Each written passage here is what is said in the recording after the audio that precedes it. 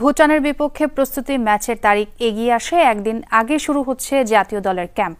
৩০ মে team হোটেলে রিপোর্টিংয়ের পর দিন শুরু হবে ট্রেনিং। যথাসময়ে দলের সাথে যোগ দেওয়ার কথা ইতালি প্রবাসী ফুটবলার ফাহমেদুল ইসলামের। তবে হামজা ও সমিতের জন্য অপেক্ষা ৩ জুন পর্যন্ত।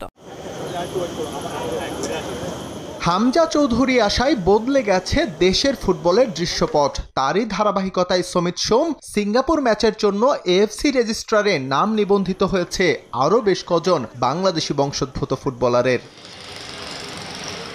এর আগে নাইজেরিয়ান ফুটবলার এলিটা কিংসলেকে নাগরিকত্ব দিয়ে খেলিয়ে সুফল পায়নি বাংলাদেশ, তাই হেঁটেছে স্কাউটিংয়ের পথে। বিশ্বের বিভিন্ন দেশে ছড়িয়ে ছিটিয়ে থাকা বাংলাদেশি অরিজিন ফুটবলার ন্যাচারালাইজড করে যোগ করা হচ্ছে লাল সবুজের ডেরায়, যার মাধ্যমে বাংলাদেশ বৈশ্বিক পর্যায়ে প্রবেশ করবে বলে মনে করে ফিফা।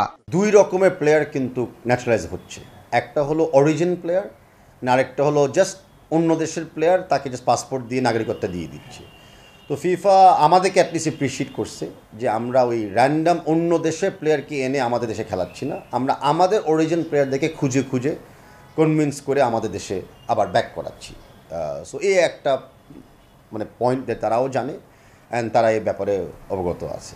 ইংলিশ ফুটবলার কিউবা মিচেলের বাংলাদেশের হয়ে খেলার প্রক্রিয়া শুরু হয়েছে এরই মধ্যে। পেপার ওয়ার্কস চলছে দুই মার্কিন সহোদর রোনান ও ডেকলানকে নিয়েও। এছাড়াও বাংলাদেশি বংশোদ্ভূত আরও কয়েকজন আছে বাফুফের রাডারে। সেসবের নাম প্রকাশ না করলেও বাফুফের সভাপতি জানিয়েছেন স্কাউটিং হচ্ছে অস্ট্রেলিয়া, জার্মানিতেও। পদক্ষেপটা আমরা নিলাম, আমরা ইংল্যান্ড বাংলাদেশি প্লেয়ারকে আনতেছি, কানাডা বাংলাদেশি প্লেয়ারকে আনতেছি, মেবি ইটালিয়ান, জার্মান, অস্ট্রেলিয়ান ফিউচারে এই প্লেয়াররা আমাদের আসবে।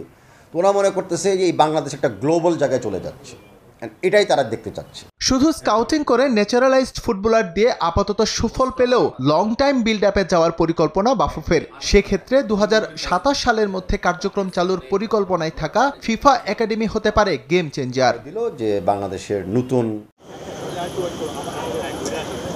হামজা চৌধুরী আশায় বদলে গেছে দেশের ফুটবলের দৃশ্যপট। তারই ধারাবাহিকতায় সমিত সোম সিঙ্গাপুর ম্যাচের জন্য এএফসি রেজিস্ট্রারে নাম নিবন্ধিত হয়েছে আরও বেশ কজন বাংলাদেশি বংশোদ্ভূত ফুটবলারের।